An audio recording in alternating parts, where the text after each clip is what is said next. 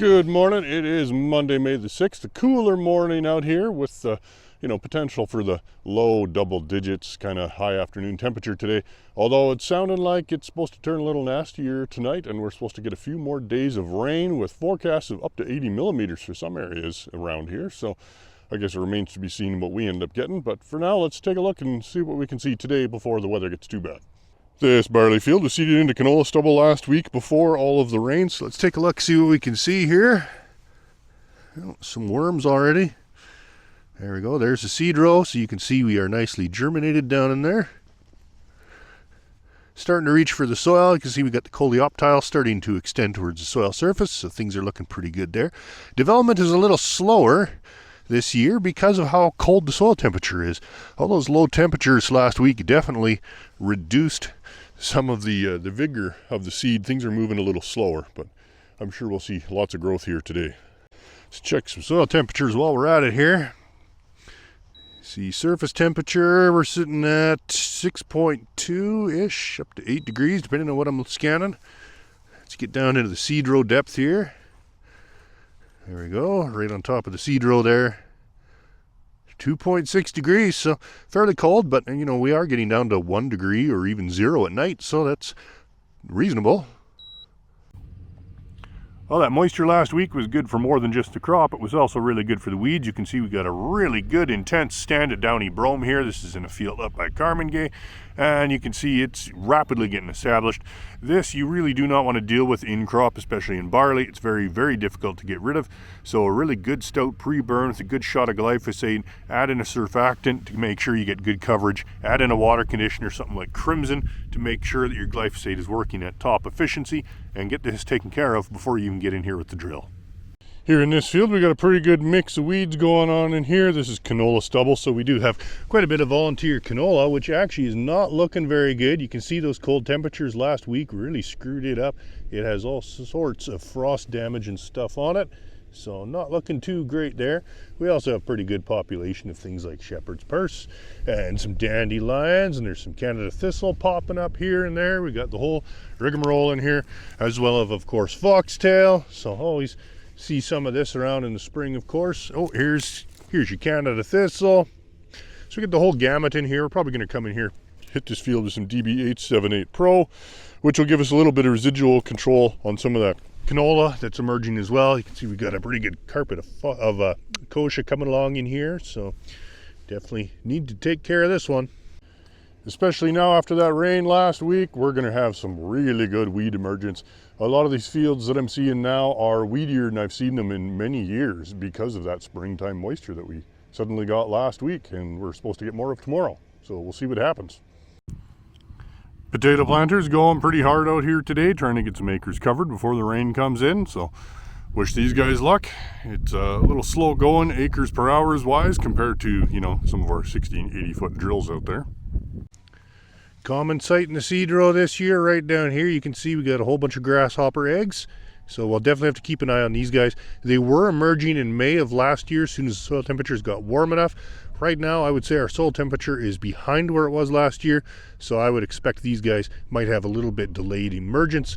As far as mortality goes from rain, it sounds like it's not really as big of a deal as you would think. Most grasshopper egg mortality happens during the winter, or when it gets down below like -40, or from insect predation from other species. Weather is starting to move in on us, starting to get a bit of a drizzle here now. Not too bad yet though. Well, we've had quite the downpour all night. Let's see what is in my gauge. It looks like we're sitting about 18 millimeters so far, so that's pretty respectable. That's one of the best rains we've had for years. Wednesday afternoon now, and it seems like we are finally done with the rain. There's just been a little few sprinkles here and there today, but we do have some puddles in the fields here and there, but for the most part they're disappearing rapidly.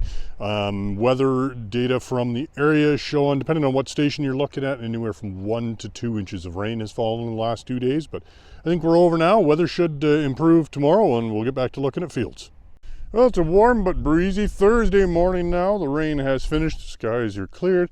Really does look like most of the area got anywhere from 1 to 2 inches. Once you get south of Lethbridge, some of those areas had more. Down by McGrath, there was 3 to 4 inches in some places. So definitely probably the best rainfall we've had in the spring for quite a few years, certainly at least going back to probably 21 season. So things right now are looking pretty good. Fields are still pretty wet. I don't think there's going to be a whole lot of seeding activity going on, but you know, we're supposed to be at least a week of 20-degree-ish afternoons, a little bit of a breeze.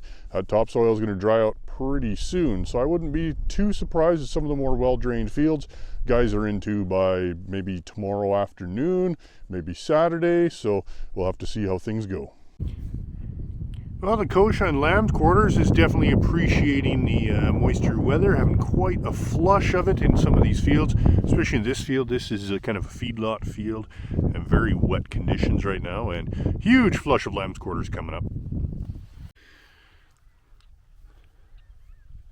Turning into a beautiful 20-degree day out here now, out and checking out some fall rye, which is looking really good. You can see we are into stem extension here now as the nodes begin to rise up and we get a little bit of height to the crop. She's now over ankle high even on me, so looking pretty good here. Here's some of the cutworms I found so far today. Took quite a bit of digging just to find these two. You can see there's a huge size difference between them. This big guy, he's getting pretty big. Like, he's pretty lethargic. He's definitely getting ready to pupate into a moth. So he's pretty much out of the feeding stage for the most part now.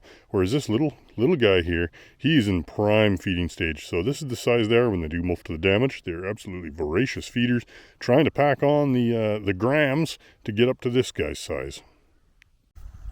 As you can see, I planted a trampoline seed here a couple weeks ago. Interesting seeds, very expensive, hard to come by. You got to plant them pretty deep, but they germinate really rapidly once wind conditions hit around 90 to 100 kilometers an hour. You can see this one's not quite fully emerged yet. It's still a little folded in at the top. As the day goes on, that's probably going to open up a little bit more like a flower. Well, now that these peas are starting to emerge, you can see we got some guys down here. They have, however, they still have not unfolded their first node. They're still pretty small. There's not a whole lot to look at. In the next week or two, we're really going to have to start watching for things like pea leaf weevil and cutworms, and we'll go over that in a little bit more detail next week when the plants are bigger. Well, now that we have a lot of barley that was seeded in the last couple of weeks really starting to emerge, it's a good time to start taking a look at it. You can see this guy has his tops trimmed on it. So that could be from a variety of things. It could have been from a cutworm feeding right at the soil level. It could have been from a wireworm feeding on the seed as that was just emerging. It could also be from something like a gopher or a rabbit. However, I don't think in this particular spot there isn't any gophers, but rabbits, you never know. So definitely, you know, a good chance. Start looking around, seeing what you can see if there's any cutworms in the area or any wireworms, anything like that.